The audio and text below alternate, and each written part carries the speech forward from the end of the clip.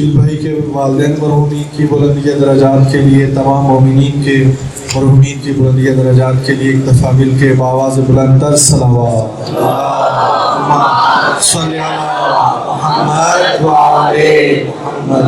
حضرات مومنین، مجلس اعزاء بسلسلہ شہادت حضرت امام حسن مجتبیٰ سبز کبار انشاءاللہ اسی مسجد و بارگاہ میں 25 سفر کو رات 8:30 بجے منعقد ہوگی، جس سے ذاکر اہل بیت غلام محی الدین اور حجت الاسلام والمسلمین علامہ نقاش الحسین خان صاحب خطاب فرمائیں گے۔ اختتام مجلس پر شبیہ تابوت برآمد ہوگا۔ مومنین سے مجلس اعزاء میں شرکت کی بھرپور استدعا کی جاتی ہے۔ بر محمد اہل بیت محمد صلوات اللہ صلی اللہ محمد وعلی محمد۔ اب میں ملتمس ہوں سرمایہ ملت جعفریہ حجت الاسلام والمسلمین جناب علامہ سید محسن رضا قادری صاحب سے کہ تشریف لائیں اور خمسہ مجالس کے سلسلہ کی تیسری مجلس اعزاء کی مناسبت سے آپ مومنین سے خطاب فرمائیں۔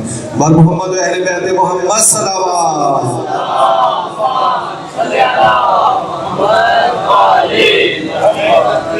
اللہ اکبر، نعرہ تکبیر، اللہ اکبر، نعرہ رسالت، یا رسول اللہ، نعرہ رسالت، یا رسول اللہ، نعرہ حیدری، یا علی، حیدری، یا علی، حیدری، یا علی، حسینیت زندہ باد، حسینیت زندہ باد، یزیدیت زندہ باد، یزیدیت زندہ باد، یہ سرکار قائد اعظم محمد نواز سنتر صلوات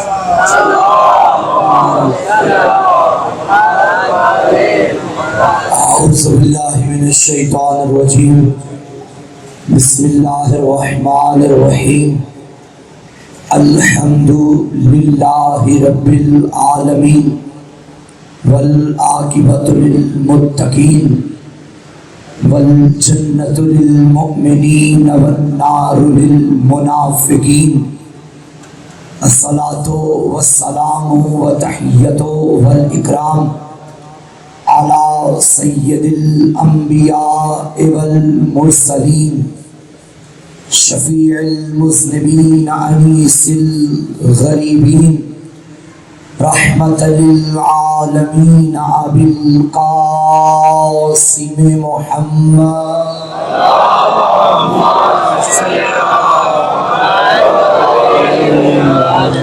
وآلہ الطیبین الطاہرین المعصومین المظلومین المنتخبین المنتجبین، واللعنۃ اللہ علی اعدائہم اجمعین۔ اما بعد فقد قال سبحانہ وتعالی فی کتابہ المجید، بسم اللہ الرحمن الرحیم، ان الدین عند اللہ الاسلام۔ صلوات پڑھیے سارے مل کے بابا سے۔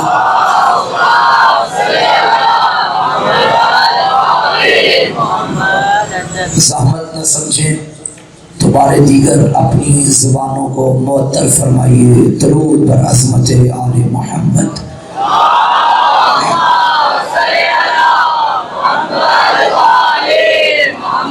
نعرہ تکبیر، نعرہ رسالت، نعرہ حیدری، حسینیت، یزیدیت، دشمنان اہل بیت بلعنت، برائے خوشنودی حضرت زہرا بلندتر صلوات۔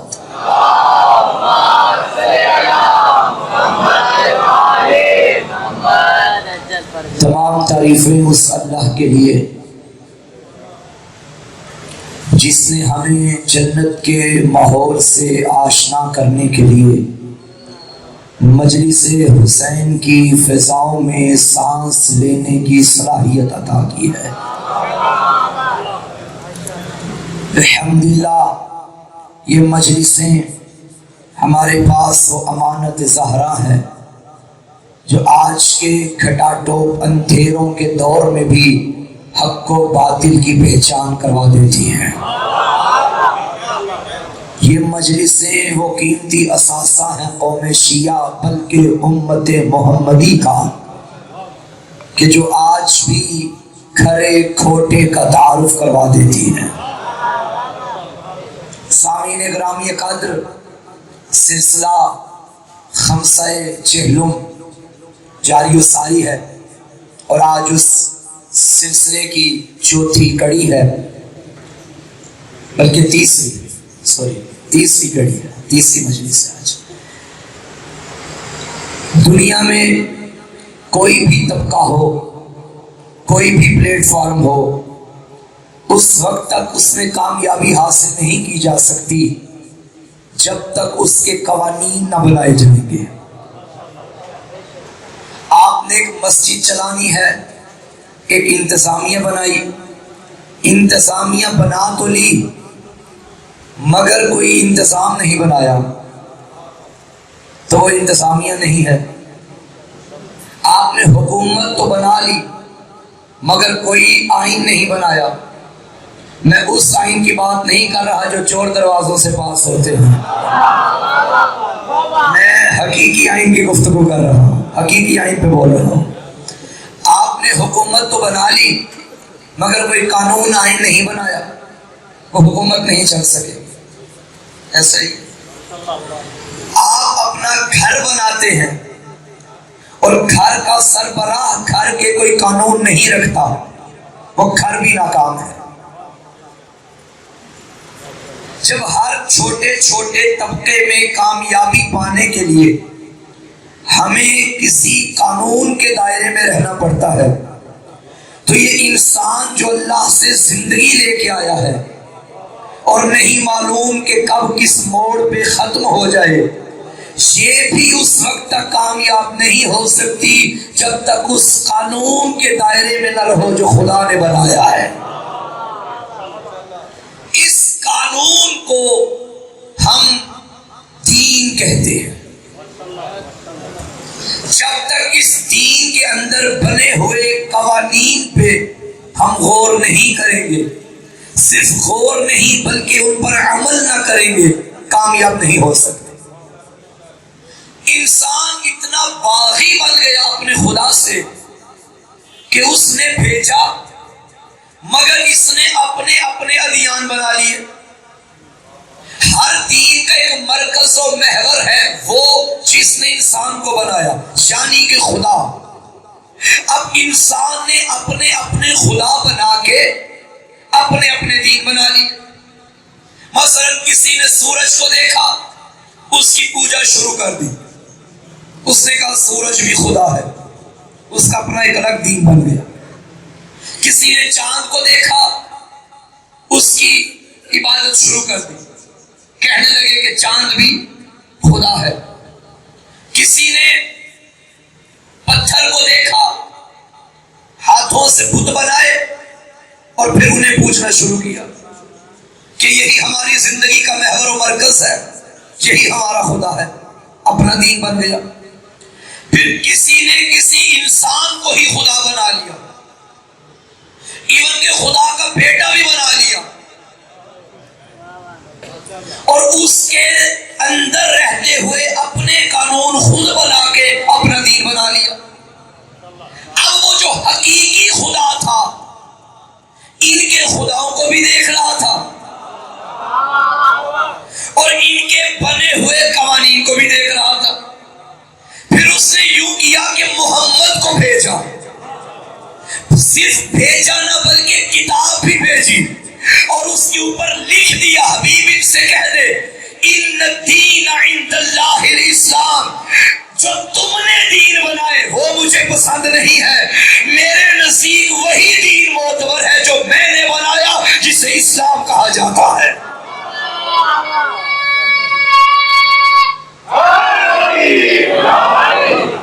اب اس نے جو نبی بھیجے مصطفیٰ، ان سے کہا کہ انہیں بتاؤ یہ جو بت تم نے بنائے ہیں اپنے اپنے خدا، یہ خدا نہیں ہے۔ اچھا، نبی نے بتانے کا ایک طریقہ رکھا، 40 سال تو خاموش رہے اور 40 سالوں کے بعد اپنی زبان سے بتایا کہ بھائی یہ تمہارے خدا نہیں۔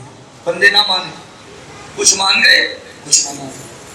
اب اللہ نے چاہا کہ محمد کے ساتھ مجھے محمد کی ٹیم کا ایسا ممبر بھیجنا ہے کہ جو پریکٹس پریکٹیکل کر کے بتائے کہ یہ خدا نہیں ہے.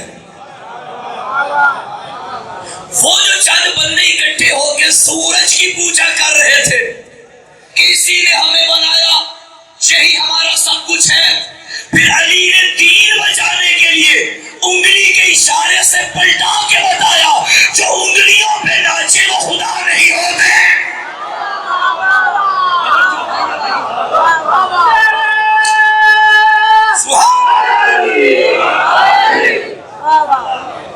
یہ خدا نہیں ہے جسے تم بنا رہے ہو، یہ تو میری انگلی سے واپس آ گیا. جو کسی کے حکم کے تابع ہو وہ خدا نہیں ہوتا. پھر کچھ بندوں کو دیکھا، اچھا بعض لوگوں نے جانوروں کو بھی بت بنایا تھا. گائے کی پوجا کرنے والے تھے یا نہیں تھے؟ اب علی نے دیکھا یہ جانوروں کو خدا سمجھتے ہیں. پھر 3 دن کے علی نے جھولے میں لیٹ کے اژدھا کو 2 ٹکڑوں میں کر کے بتایا جسے بندہ 2 حصوں میں تقسیم کر دے وہ خدا نہیں ہے. پھر کچھ لوگوں نے ستاروں کی پوجا کرنا شروع کی. یاد ہے جب میرے علی کو نبی نے شانوں پہ اٹھا کے بت توڑوائے تھے تو نبی نے پوچھ لیا تھا یا علی خود کو کہاں پا رہے ہو؟ ابھی 2 دن پہلے سندھ کی دھرتی پہ ہزاروں کا مجمع تھا، میں نے یہ جملہ وہاں کہا تھا. اور آج آپ ماشاءاللہ جتنے بھی بیٹھے ہو مجھے قیمت دے دینا تاکہ میں یہ نہ سمجھوں کہ میں وہ دیار غیر تھا اور یہ دیار اپنا ہے. توجہ ہے یا نہیں ہے؟ سامعین گرامی قدر، نبی نے پوچھا اے علی خود کو کہاں پا رہے ہو؟ علی نے فرمایا یا رسول اللہ میں چاہوں تو ستارے توڑ کے لا سکتا ہوں. میں جوانوں سے ایک جملہ کہوں گا اور ان کو بھی جو میری آواز سن رہی ہیں، کبھی ان دعووں میں نہ آئیے گا کہ ہم آپ کے لیے ستارے توڑ لائیں گے. شادی سے پہلے ستارے لے آئیں گے اور شادی کے بعد بازار سے دہی بھی لے کے نہیں آتا. بندہ دعویٰ وہ کرے کم از کم جو پورا کر سکتا ہو. ایک نے کیا تھا دعویٰ اور پورا بھی ایسے کیا کہ سارا عرب باری باری بطول کا رشتہ لینے کے لیے رسول کے در پہ آیا. نبی نے فرمایا فاطمہ کی شادی میرے ذمہ نہیں خدا کے ذمہ ہے. کیسے پتا چلے کہ خدا کس پہ راضی؟ میرے نبی نے فرمایا پھر دیکھتے جاؤ جس کے در پہ تارا کمی بن گیا ہے وہی زہرا کا دلہا ہوگا. یہ دعویٰ ایک نے کیا تھا اور اسے پورا بھی. علی نے بتا دیا جسے تم خدا سمجھ رہے ہو یہ تو میرے رشتے کا کمی بن کے آیا تھا. نے کس کو خدا بنا دیا؟ انہوں نے بتوں کو خدا بنایا. علی نے وہ بھی توڑ دیا. یہ خدا ہے تیرے نہیں. اب کچھ لوگوں نے انسانوں کو خدا سمجھا، پھر علی جیسے انسان نے اپنی جبین اس کی بارگاہ میں جھکا دی اور بتا دیا کہ جب علی خدا نہیں تو عیسیٰ خدا کیسے ہو سکتا ہے. پریکٹیکل طور پہ توحید کی تبلیغ کی علی نے. اور اسی دین کے بارے میں خدا نے فرمایا ان الدین عند اللہ الاسلام. اللہ کے نزدیک اگر کوئی پسندیدہ دین ہے تو وہ دین اسلام ہے. اگر آپ مزید اس کی ڈیفینیشن پوچھیں کہ اسلام کیا ہے تو اس کو میں سادہ الفاظ میں یوں کہوں گا کہ بطول کے گھر کی کہانی ہے جو خدا کی زبانی ہے. جو یہ کرتے گئے وہ اسلام بنتا گیا. خبردار کسی کا قیاس آل محمد سے نہ کرنا. لوگوں نے عمل تب کیا جب قرآن آ گیا، مگر انہوں نے عمل پہلے کیا آیتیں بعد میں اتری ہے. چادر کے نیچے یہ پہلے آئے تھے، انما شرید اللہ کی آیت بعد میں آئی تھی. حالت رکوع میں زکوٰۃ علی نے پہلے دی تھی. انما ولیکم اللہ کی آیت بعد میں آئی تھی. یتیموں کو کھانے علی نے پہلے کھلائے تھے. ومن الناس من یشری کی آیت بعد میں آئی جب علی معصیہ پہلے اللہ کی خرید لی. وَيُطْعِمُونَ الطَّعَامَ کی آیت بعد میں آئی جب علی نے کھانے پہلے کھلا دیے. علی نے زلزلہ پہلے روکا تھا. اِذَا زُلْزِلَتِ الْأَرْضُ زِلْزَالَهَا کی آیت بعد میں آئی. یہ عمل کرتے گئے قرآن بنتا گیا. اب جو اسلام میں خیانت کرنے کی کوشش کرتے ہیں حقیقت میں وہ آل محمد کی کہانی سننا نہیں چاہتے.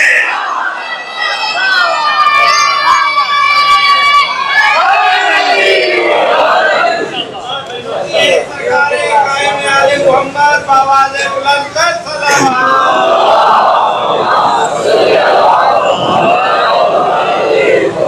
اور جو ہے سامنے گرانے کا دل.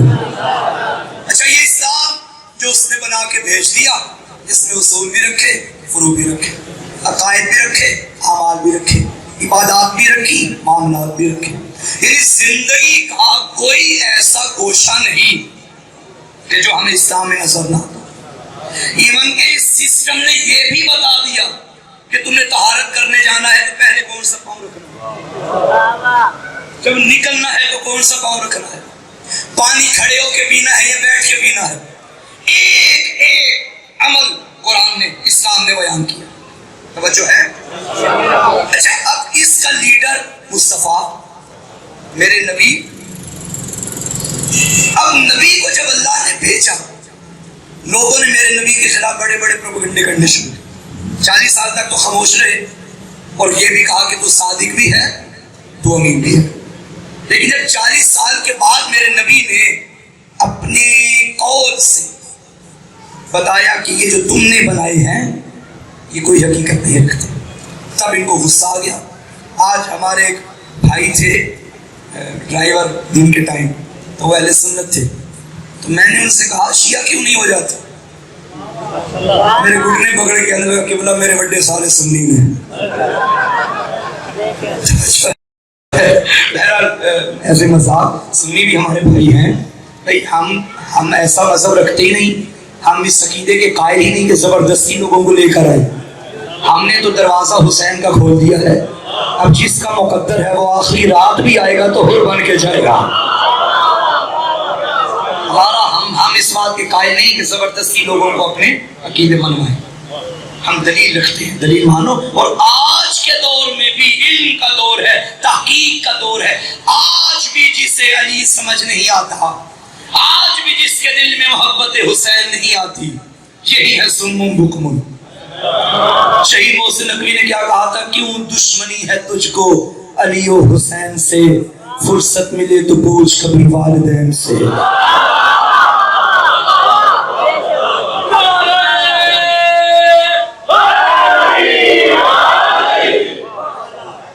میرے نبی نے جب قول کے ذریعے بتایا تو انہوں نے مختلف قسم کے منصوبے بنانے شروع. کیونکہ قرآن نے کہا کہ یہ لوگ کہتے تھے انت مجنون, تو دیوانہ ہے. دیوانہ میرے نبی کو کہا مجنون. ایک اور مقام پہ قرآن نے کہا قالوا ساحر, انہوں نے کہا یہ جو محمد ہے یہ تو جادوگر ہے. 2 تانے ہوتے. تیسرا تانا دیا لشاعر مجنون, یہ تو شاعری کرتا ہے. اچھا سوال یہ ہے کہ انہوں نے 3 تانے دیے, شاعر کہا, مجنون کہا دیوانہ پاگل, اور جادوگر کہا. کتنے تانے؟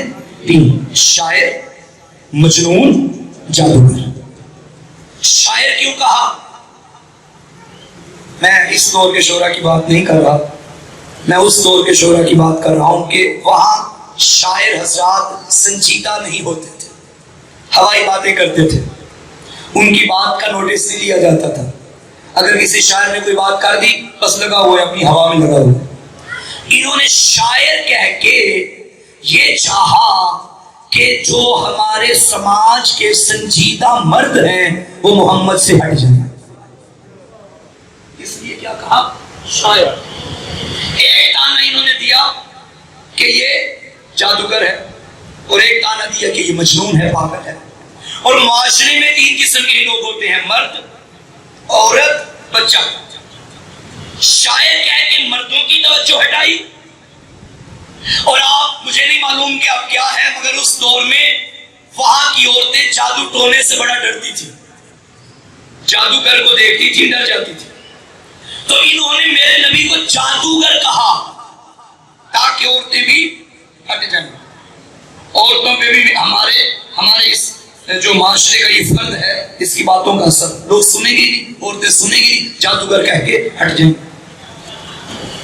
توجہ ہے یا نہیں؟ وہ واقعہ یاد ہے نا کہ جب ایک بڑھیا نے کہا کہ میرا یہ سامان ہے، ذرا جوان مجھے چوک تک چھوڑا. نوابہ والا کے اڈے تک گئی، ایسا بات کلاری اڈے میں، اور اس نے جا کے کہا بیٹا بہت شکریہ، تھینک یو، لیکن ایک بات یاد رکھنا، اس محلے میں ایک جادوگر آیا ہے، اس سے بچ کے رہنا. تو عبداللہ کے یتیم نے کیا فرمایا؟ اماں وہ میں ہی ہوں. جادوگر کہا عورتیں ہٹ جائیں. پھر انہوں نے دیوانہ کہا میرے نبی کو، مجنون.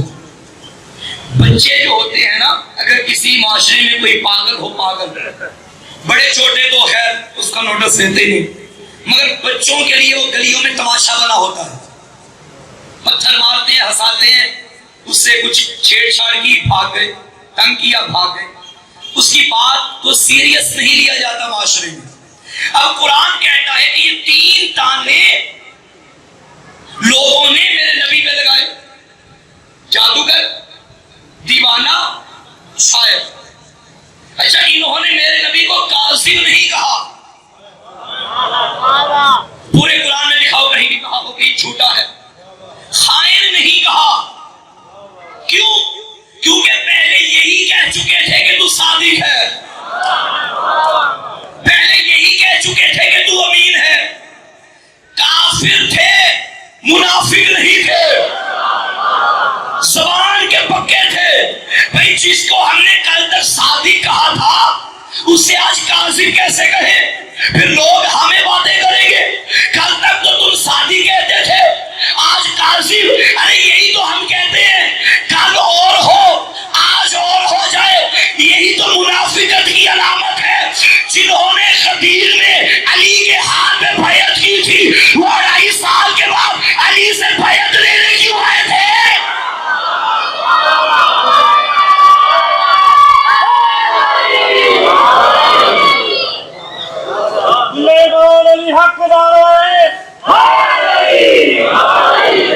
توجہ ہے یا نہیں؟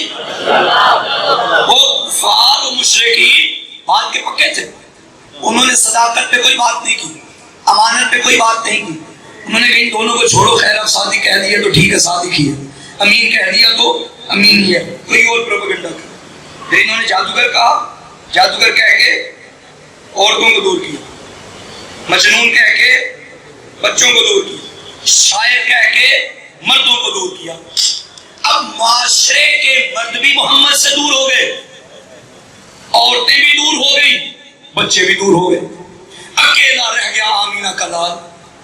اب جس نے سسٹم کا نمائندہ بنا کے بھیجا تھا اس نے کہا محمد تجھے اکیلا نہیں چھوڑوں گا، مردوں کا مقابلہ کرنا ہے نا.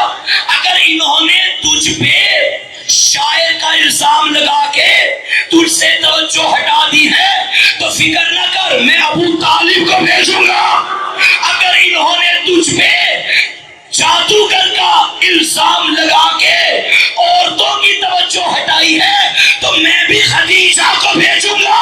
اگر انہوں نے تجھ پہ پاگل دیوانے کا الزام لگا کے بچوں کو ہٹایا ہے تو میں علی کو بھیجوں گا.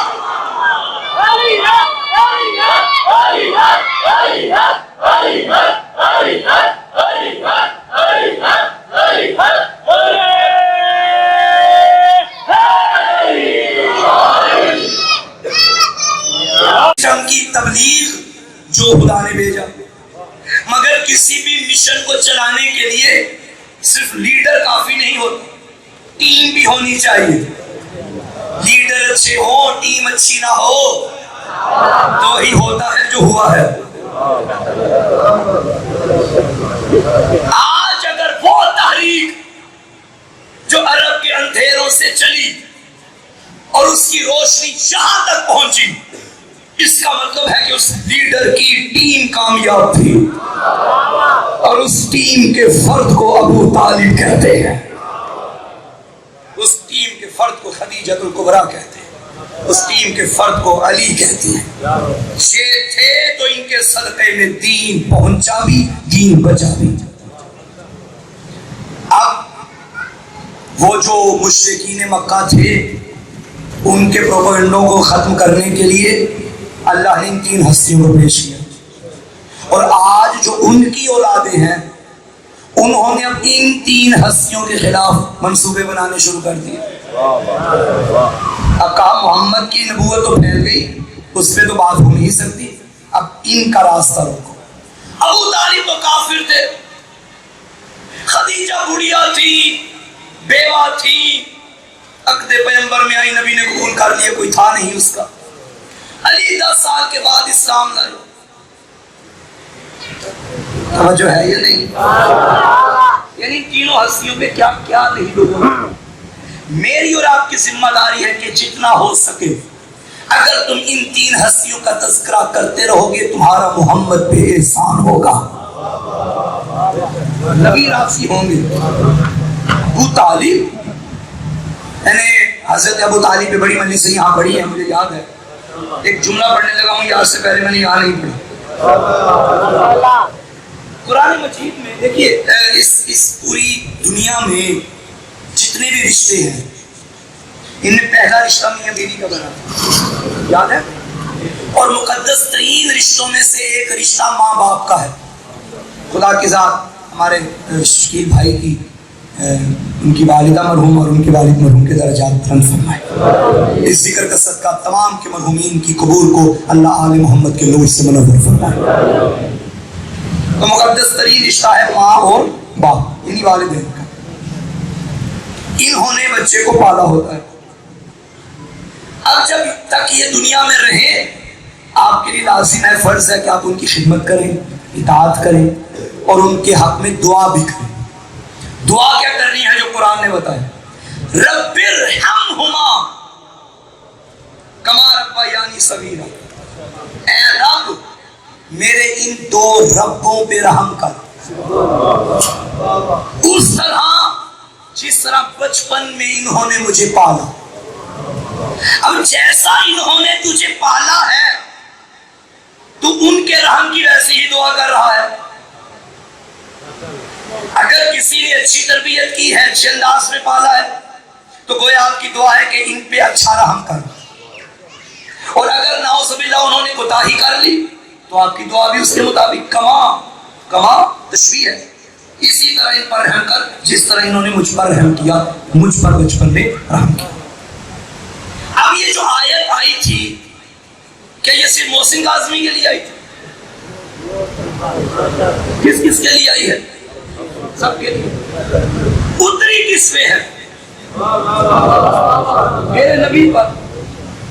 اور جب میں اور آپ یہ دعائیں پڑھتے ہیں دن رات تو کیا میرے نبی نے نہیں پڑھی ہوگی؟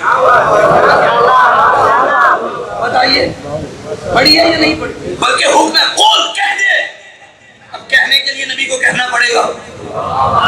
تو نبی نے بھی تو کہا نا, بھائی میں یہاں دعا کرتا ہوں رب ارحمہما کما ربیانی صغیرا. اب یہ میرے والدین کے لیے دعا ہے, آپ یہ دعا مانگے تو یہ آپ کے والدین کے لیے دعا ہے. اچھا, والدین کا ذکر آیت میں نہیں, آیت میں لفظ رب آیا ہے. اچھا, اس طرف نہیں جانا جس طرف نہیں جانا چاہیے, وہ ایک الگ بحث ہے, اس کی اپنی گہرائی ہے. میں اس کی آیت کے ذیل میں گفتگو کر رہا ہوں. یہاں والدین نہیں آیا, لفظ رب آیا, اور رب کا مطلب ہے یہاں پالنے والا. والدین پالنے والوں کے مصادیق میں سے ایک مصداق ہیں. توجہ ہے یا نہیں؟ یعنی جنہوں نے مجھے پالا, اب چونکہ والدین نے پالا تو مراد والدین ہو گئے. یہی بات سمجھ آ رہی ہے؟ والدین یہاں مراد نہیں ہے, پالنے والے مراد ہیں. تو پالنے والوں میں مراد والدین آ جاتے ہیں, تو اس لیے ترجمہ والدین کا کیا جاتا ہے. رب ارحمہما, ہما بھی تسنیہ کی ضمیر ہے کہ ان 2 پر رحم کر. ایک کی بات نہیں, 2 پر رحم کر. کن 2 پر؟ جن 2 نے مجھے پالا, یعنی ماں اور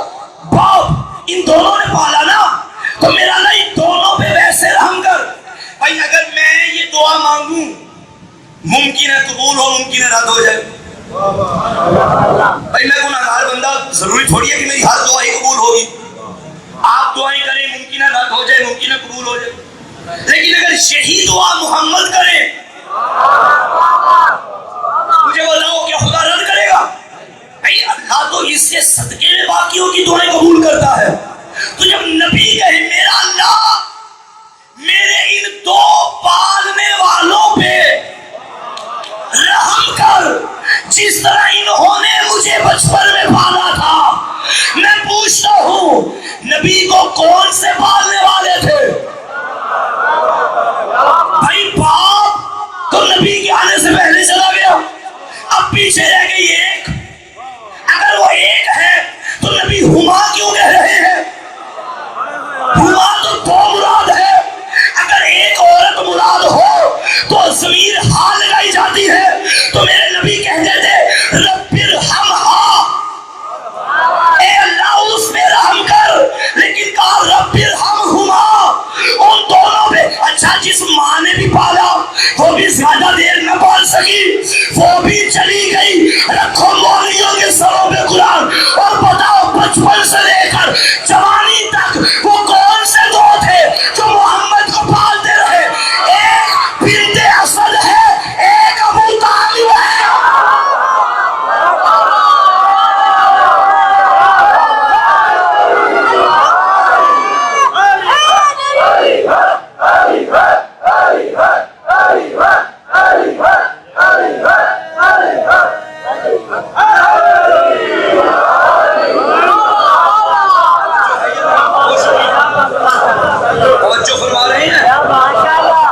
जो दुआ मोहम्मद करे, अब नबी दुआ फरमा रहे हैं, ए अल्लाह अबू तालिब पे रहम कर, जैसे ये मुझ पे बचपन में करता रहा। बिन्ते असद पे रहम कर, जैसे ये मुझ पे करती रही। अरे तू अपने बाप की फिक्र कर, अली के बाप के साथ मोहम्मद की दुआएं हैं।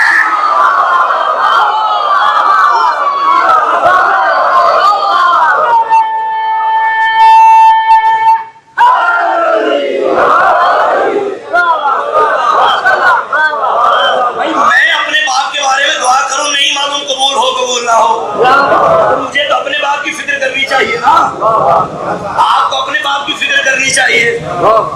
अली के बाप की फिक्र हम कर रहे हैं। आप ये ज़हमत ना करें, अबू तालिब के साथ मोहम्मद की दुआएं हैं। ऐ अल्लाह इन पे रहम कर। और कमाल, यकीन करें गुज़िश्ता बरस की बात है, एक साहिब का वीडियो क्लिप मेरे हाथ आ गया। ये शिया भी मुहर्रम सफर में हुसैन हुसैन हुसैन हुसैन करते रहते हैं। ये क्या कोई एक वाकया हुआ तो बस खत्म हो गया, बात खत्म। ये क्या हर साल निकलना, गली कोचों में काले कपड़े पहनना, फिर उस याद को ताज़ा करना। अगर हुसैन इब्न अली ने मार्का एक अंजाम दिया, हक व बातिल की जंग हुई, तो हुसैन इब्न अली का अपना कमाल थोड़ी है। पालने वाला जो नबी था, अपनी अपनी अपनी जाती खसूसियत, जाती कमाल तो नहीं है हुसैन का। गोद जो इतनी पाकीज़ा थी, तो गोद मोहम्मद की है, तो ये मोहम्मद को भैया मोहम्मद को सलाम करते हैं। अगर आपका ये कहना है कि जाती कमाल नहीं होता, कमाल उस गोद का है जिसमें बच्चा बना, फिर कायम रहना कायम रहना कायम रहना। अरे जिस गोद में पल के हुसैन हुसैन बने उसे मोहम्मद कहते हैं, और जहां पल के मोहम्मद मोहम्मद बने उसे अबू तालिब कहते हैं।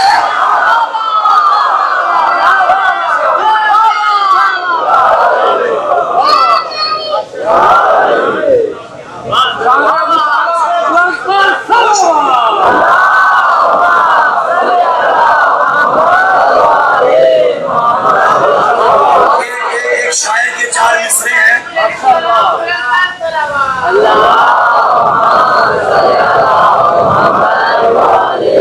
शायर के चार मिसरे हैं और माशाल्लाह शोरा तशरीफ फरमा है, और अल्फाज की गहराई और उसकी हकीकत जानने वाले तशरीफ फरमाए। बड़ा कमाल उसने कहा, फराज़े अर्श पे चढ़ता रहा इमरान का कलमा। तो अपनी फिक्र कर, अली के बाप की फिक्र ना कर। फराज़े अर्श पे चढ़ता रहा इमरान का कलमा, بشر کی سوچ سے بھی بڑھتا رہا عمران کا کلمہ. اور پڑھا ہے یا نہیں عمران نے کلمہ محمد کا؟ محمد عمر بھر پڑھتا رہا عمران کا کلمہ.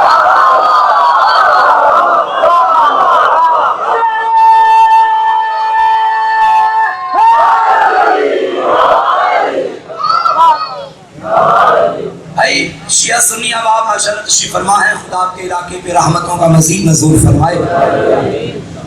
شیعہ شادیاں ہوں تو سنی برادری کو بھی بلایا جاتا ہے, سنی شادیاں ہوں تو شیعہ برادری کو بھی بلایا جاتا ہے. ایک شیعہ جوان تھا, اس کی علاقے کے سنی مولانا سے بڑی اچھی دوستی تھی, اور اتنی دوستی کہ ہر وقت اکٹھے رہتے تھے, مگر مولانا سنی تھے اور یہ لڑکا شیعہ. اس کی شادی آ گئی.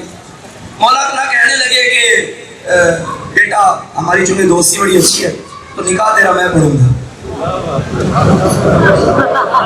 اس نے ہاتھ جوڑ کے کہا قبلہ میں پوری دیگ آپ کے گھر بھیج دوں گا, یہ زیادتی نہ کرنا. اور اگر اس کے برعکس کر لیں, شیعہ مولانا ہو اور سنی لڑکا اور بڑی دوستی ہو, اور شیعہ مولانا کہیں کہ بھائی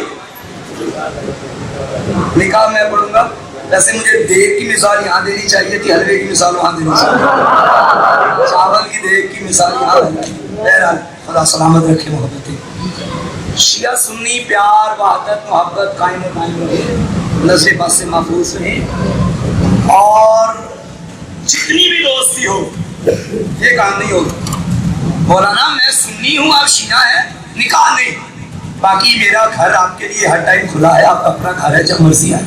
اور وہاں سنی شیعہ بھی مولانا سنی شیعہ لڑکا سنی عالم سے بھی یہی کہے گا, اور سنی لڑکا شیعہ عالم سے بھی یہی کہے گا کہ میں نے نکاح اپنے مولانا سے پڑھانا ہے, آپ سے نہیں. بے شک دوستی دوسرے مولانا سے ہو, اور بھائی دونوں مسلمان, آج سمجھ رہے ہیں آپ, دونوں مسلمان, دونوں نبی کو خاتم النبیین مانتے ہیں, دونوں نبی کی نبوت کا کلمہ پڑھنے والے, دونوں قرآن کو ماننے والے, دونوں خدا کو ماننے والے, دونوں جبریل و قیامت و بعد پہ یقین رکھنے والے, مگر پھر بھی مولانا نہیں, آپ میرا عقیدہ میرا نکاح نہیں پڑھا سکتے. تو یاد رکھنا, اور شریعت میں یہ بھی ہے کہ اگر لڑکا چاہے تو اپنا نکاح خود بھی پڑھ سکتا ہے, اور اس کا زیادہ ثواب ہے. یہ اچھا ہے, لڑکوں کو آتا نہیں ہے.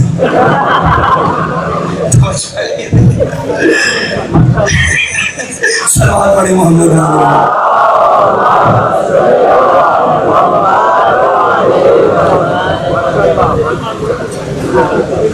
بھائی لڑکا خود نکاح پڑھ سکتا ہے, لڑکی بھی پڑھ سکتی ہے.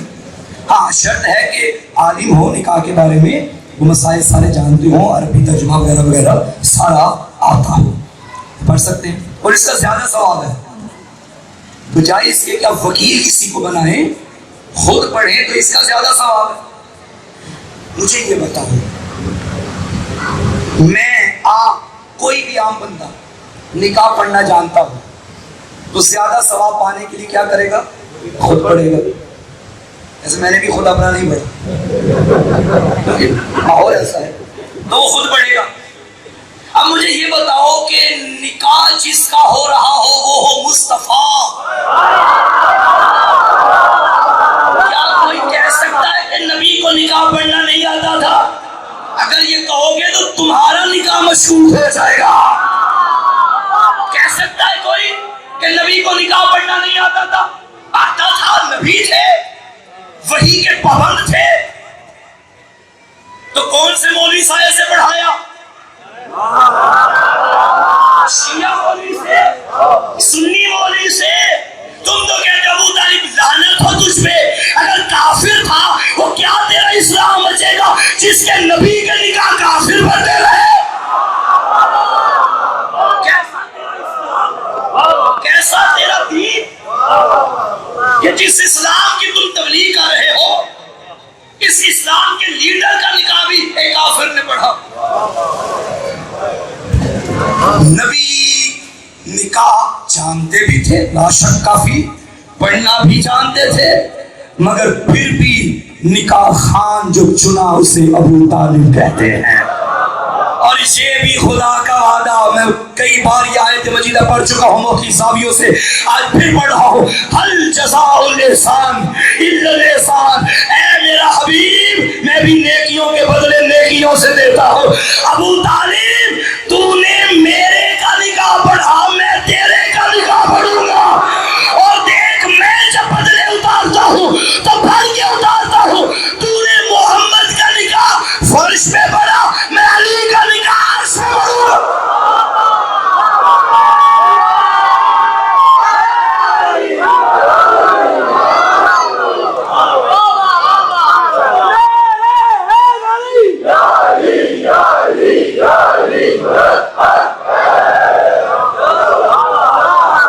محمد کا ابو طالب نے پڑھا، اللہ کے حبیب کا ابو طالب نے پڑھا، اور ابو طالب کے بیٹے کا اللہ نے پڑھ دیا. مگر فرق ہے، جو ابو طالب نے پڑھا وہ ایک مرتبہ ہوا، اور جو خدا نے پڑھا وہ دو مرتبہ ہوا. ایک مرتبہ خدا نے پڑھا، ایک مرتبہ خود پھر محمد نے پڑھ دیا. ایک عرش پہ ہوا، ایک فرش. اس میں کوئی شک نہیں کہ اللہ کے بعد کائنات میں افضل ترین ساتھ محمد ہے. مگر اگر نکاحوں کی بات کرو تو افضل ترین نکاح علی کا ہے، محمد کا نہیں. پریشان ہو گئے ہو؟ پریشان نہیں ہونا، میں آگے چلتا ہوں. افضل ترین نکاح علی کا ہے، محمد کا نہیں. کیوں؟ جو نکاح محمد کا ابو طالب پڑھائے وہ نکاح اور ہے، اور جو علی کا اللہ پڑھائے وہ ارے جس نکاح میں دلہن فلید کی بیٹی ہو، خویلد کی بیٹی ہو وہ اور ہے، اور جس نکاح میں دلہن محمد کی بیٹی ہو. خدیجہ بنت خویلد تھی، فاطمہ بنت محمد تھی. صلوات بھیجئے سارے مل کے.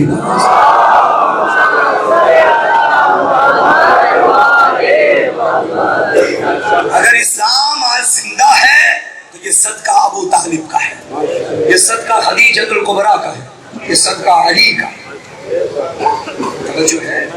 کسی نے بھی خدیجہ سے پوچھا تھا کیا فائدہ ہوا تجھے، اتنا ساز و سامان، مال تجارت، شب و روز تیری تجارت جاری و ساری، اور کسی یتیم عبداللہ سے شادی کر کے تو نے کیا پایا؟ سب کچھ قربان کر دیا. اللہ اکبر. خدا کی قسم اگر آج کے معاشرے کی کنیزیں زہرا کہلوانے والی اگر سیرت خدیجہ کو دیکھ لیں کبھی گھر میں شکوے نہ ہوں گے. بھائی میں تو اپنے ابا کے گھر میں اتنی اچھی تھی، اتنی سہولتیں تھیں، جب سے تیرے گھر میں آئی جہنم بن گئی میری زندگی. ابا کے گھر میں تو ہائی فائی میں اے سی لگا رہتا تھا، تو بل کا رونا روتا رہتا ہے. اچھا سمجھ نہیں آتی اب کون سے بل کی بات کریں.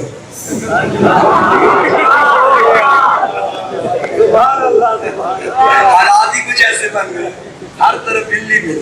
ایک سنبھالا نہیں جا رہا تھا، اب لوگوں کے گھروں میں ایسے آ گئے لوگ کہتے ہیں بھائی ہم گھر چھوڑ دیتے ہیں تم بل لے جاؤ. خدا رحم کرے ہماری حکومت پر، ان کے پاکستان پہ. کہہ رہے ہیں اسی بل کا نتیجہ ہے. بہرحال خدا سلامت رکھے. تو بھائی ہم میرے ابا کے گھر میں تو یہ سہولت تھی، جب سے تیرے گھر میں آئی میری زندگی جہنم بن گئی. ہم تو ابا کے گھر میں ہر ٹائم مٹن کھاتے تھے، تیرے گھر میں دالیں. یہ مثال دے رہا ہوں، ورنہ اس طرح کی شکایات لگانا کنیز زہرا کو زیب نہیں دیتا. بی بی سیدہ نے فرمایا کہ قیامت کے دن، محشر کے دن، جو عورت اپنے شوہر کی غربت پہ صبر کرتی ہوئی دنیا سے جائے گی، وہ قیامت کے دن اور قیامت کے بعد جنت میں میرے ساتھ ایسی ہوگی جیسے یہ دو انگلیاں ایک ساتھ ہیں. کون؟ جو اپنے شوہر کی غربت پہ صبر کرے گی. عورتیں مجبور نہ کریں کہ شوہر حرام کمانے پہ مجبور ہو جائے. شوہر کو بس یہ ہو کہ بھائی اس کو کھلانا ہے، جیسے بھی کھلاؤ، یہ کھانے میں راضی ہے. پھر شوہر نہیں دیکھتا جہاں سے بھی آ رہا ہے، وہ بھی لاتا رہے گا، اس کو خوش کرتا رہے گا. جب حرام گھر میں آئے گا تیرے بچے نہ نمازی بنیں گے، نمازی والے توجہ ہے یا نہیں؟ کیا وجہ ہے کہ آج علماء کی بھی کثیر تعداد پہلے کی نسبت علماء ماشاءاللہ ہر ٹائم ہماری ویڈیوز میں، ہمارے کیمرے میں، موبائل میں ہمارے سامنے لائیو، مگر پھر بھی ہمارے اندر تبدیلی نہیں آتی۔ اس کا جواب امام حسین ابن علی نے روز عاشور فرمایا تھا، اے قوم شیعہ تم پہ میری باتوں کا اثر نہیں ہوگا کیونکہ تمہارے شکم حرام سے بھر چکے ہیں۔ جب اندر حرام ہو تو معصوم کی بات اثر نہیں کرتی، خیر معصوم کی کیا کرے گی؟ گھبرا تو نہیں گئے؟ حلال کھائیں بے شک تھوڑا کھائیں، حلال گھر میں آئے بے شک بھوکے مر جائیں، 2 دن چولہا نہ جلے تو نہ جلے، کیا ہو گیا؟ قیامت آ گئی کیا؟ روزہ رکھ لیں مگر صبر کریں۔ اللہ نے قرآن میں کہیں یہ نہیں فرمایا کہ مومن کی زندگی میں مشکلات نہیں آئیں گی، اللہ نے فرمایا ان اللہ مع الصابرین، اور صبر ہوتا ہی مشکل پہ ہے۔ مشکل آئے گی، تیرا کام ہے صبر کرنا، پھر میں تجھے آزماؤں گا۔ توجہ ہے یا نہیں ہے؟ اگر خواتین سیرت خدیجہ الکبریٰ کو فالو کر لیں تو گھر جنت بن جائے گا۔ سب کچھ لٹا دیا، سب کچھ لٹا دیا، شیخ ابی طالب میں پتے کھا کے گزارا کیا۔ وہاں کی عورتوں نے پوچھا کیا ملا تجھ کو؟ اس نے کہا جو مجھے ملا وہ تمہیں زندگی بھر نہیں مل سکتا۔ خدا کی قسم خدیجہ کی نظر مادیات پہ نہیں تھی، آخرت پہ تھی۔ خدیجہ نے کہا تم نے کن کو پایا؟ مجھے محمد جیسا شوہر مل گیا، زہرا جیسی بیٹی ملی۔ خدا سے وہ کنبہ مانگیے کہ جو دنیاوی اور اخروی مفید ہو تمہارے لیے۔ صلوات بھیجیے محمد والے۔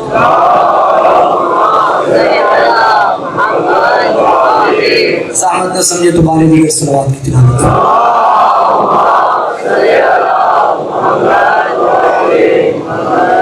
میں چونکہ رات بھی سفر میں تھا، آج بھی سفر تھا، بہرحال مجلس مکمل نہیں ہوتی کہ جنہیں کائنات روتی ہے، جو تیرے میرے رونے کا محتاج نہیں ہے۔ عزادارو یہ جو خمسہ منا رہے ہو ہر سال مناتے ہو، اور تم جانتے ہو کہ یہ خمسہ چہلم کے لیے منایا جاتا ہے۔ جو چلے گئے ہیں کربلا خدا سفر نصیب کرے، قدم قدم پہ خیر ہو، لیکن جو نہ جا سکے تم بھی مایوس نہ ہونا، کبھی چھت پہ جا کے نا کربلا کی جانب رخ کر کے کہنا اے پیاسے گلے والے تجھ پہ سلام، اے خشک لبوں والے تجھ پہ سلام، حسین تیرا شمار اپنے زائرین میں کریں گے۔ اور انشاءاللہ 10 دن کے بعد چہلم بھی آ رہا ہے۔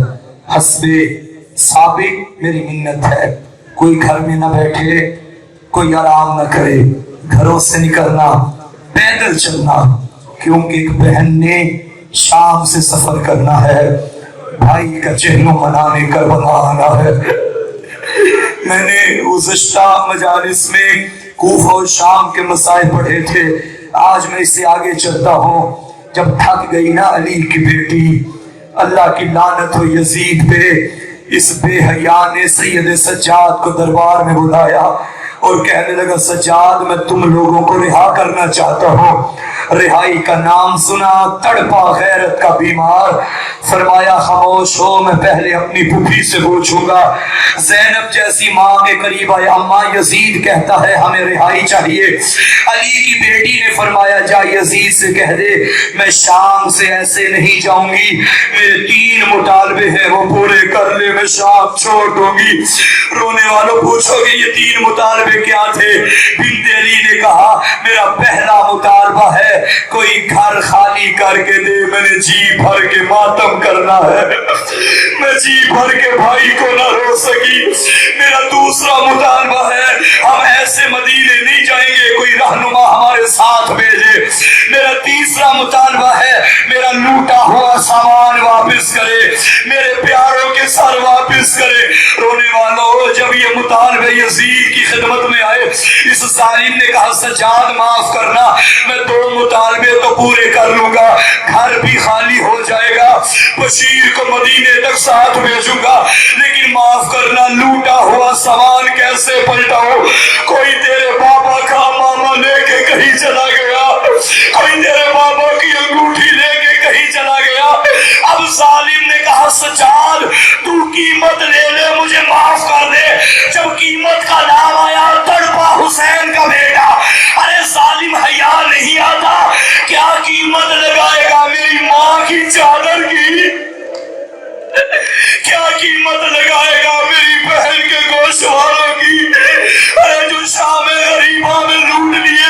ازادارو روایت کہتی ہے شام میں ایک گھر خالی کیا گیا، بنت علی نے مجلس برپا کی، شام کی عورتوں کو بلایا اور بلا کے کہنے لگی دیکھو جب میں تیرے شام میں آئی تھی تم نے جی بھر کے مجھے مارا تھا، تمہیں وقت یاد ہوگا میں زینب نہیں بھولی، آج زینب جا رہی ہے، آئے اگر کسی کی حسرت پوری نہ ہوئی ہو آ جائے زینب کا سر حاضر ہے، آج جس نے بھی پتھر مارنا ہے۔ شام کی عورتوں نے قدموں پہ ہاتھ رکھا، اے بنت علی معاف کرنا، ہم نے تجھے پہچانا نہیں تھا، اے بی بی جو تو بدلہ دے گی ہمیں قبول ہے، جو سزا دے گی ہمیں قبول ہے۔ سنو گے کیا کہا؟ فاطمہ کی بیٹی نے کہا اے شام کی عورتوں میں علی کی بیٹی ہو، ہم سزائیں نہیں دیتے، ہاں میری منت ہے اگر تم مان لو۔ جی بی بی بتائیے، رو کے کہنے لگی میں شام سے جا رہی ہوں، میری سکینہ یہیں پہ رہ گئی، اگر ہو سکے سکینہ کی قبر پہ چراغ جلانا، اسے اندھیرے سے بڑا ڈر لگتا۔ اجرکم اللہ۔ ازادارو پہلی مجلس کربلا کے بعد زینب کبریٰ نے شام میں برپا کی۔ بعض روایات میں ملتا ہے کہ کچھ لوٹے ہوئے سامان بھی واپس کیے گئے۔ یہ منظر کیا تھا؟ شام کا زندان، علی کی بیٹیوں کا ماتمی حلقہ، پہلے آئے ہیں پیاروں کے کٹے ہوئے سر۔ دعا کرو کوئی ماں بیٹے کو اس رنگ میں نہ دیکھے۔ سر لانے والے نے پہلے اکبر کا سر پیش کیا، وہاں سے ام لیلا آگے بڑھی، اکبر کی زلفوں کو ہٹایا اور رو کے کہا واہ محمد واہ اکبر۔ اب قاسم نوشاہ کا سر آیا، ام فروا آگے بڑھی، زلفوں کو ہٹا کے کہا قاسم میں نے تو سجا کے بھیجا تھا، ارے تیرے چہرے پہ یہ زخموں کے نشان کیسے آ گئے؟ ازادارو سر آتے گئے، مائیں لیتی گئی، آخر میں وہ سر آیا جو سب سے ننھا سر تھا۔ اب ساری مائیں آگے بڑھی، رباب کو تسلیاں دی اور کہتی تھی وہ اصغرا۔ ازادارو دو چھوٹے چھوٹے سر آئے، اب کوئی ماں آگے نہیں بڑھی۔ سر لانے والے نے پوچھا کیا ان کی ماں مر گئی ہے؟ اکبر کا سر اٹھا کے بیٹھی تھی زینب، کہا میں زندہ ہوں مگر میں نے بھائی پہ صدقہ کر دیا۔ اللہ کرے میں جملہ پڑھ سکوں۔ ازادارو جس شہید کا سر آیا بیویوں نے نام لے کے بیان کیا، اکبر کا سر آیا کہا واہ اکبرہ، قاسم کا سر آیا واہ قاسمہ، آخر میں اس کا سر آیا۔ میں اشارہ کروں گا تم سمجھ جانا، جو سر کربلا سے شام تک نوکے نیزہ پہ نہیں تھا، گھوڑے کی گردن میں تھا۔ جب یہ سر آیا اب بی بی نے نام نہ لیا، ہر ہاتھ سر پہ آیا اور کہتی تھی واہ حجابہ، غازی ہمارے پردے لوٹے گئے۔ ازادارو روایتیں کہتی ہے سر لانے کے بعد زندان میں ایک گٹھری لائی گئی، علی کی بیٹی آگے بڑھی، گٹھری کھولی، اس گٹھری میں وہ چادریں تھیں جو شام غریبہ میں لوٹی گئی۔ بے ردا بیویوں کو جب چادر نظر آئی، زینب نے پہلی چادر نکال کے کہا بھابی رباب آئیے آپ کی چادر آ گئی، بھابی ام لیلا آپ کی چادر آ گئی، بھابی ام فروا آپ کی چادر آ گئی۔ چھوٹی اولاد والوں مجھے معاف کرنا، روایتیں کہتی ہیں جب ساری چادریں باہر نکل گئی، آخر میں جو چادر نکلی یہ بڑی چادر نہیں تھی، یہ چھوٹی سی چادر تھی۔ اب جب یہ چادر باہر آئی اور بی بی قبر سکینہ پہ گئی اور کہتی تھی سکینہ آج اس پردے کو تو روتی رہی۔ اجرکم اللہ۔ ازادارو محرم سے زیادہ قیامت کے مصائب ہیں سفر میں، سنو گے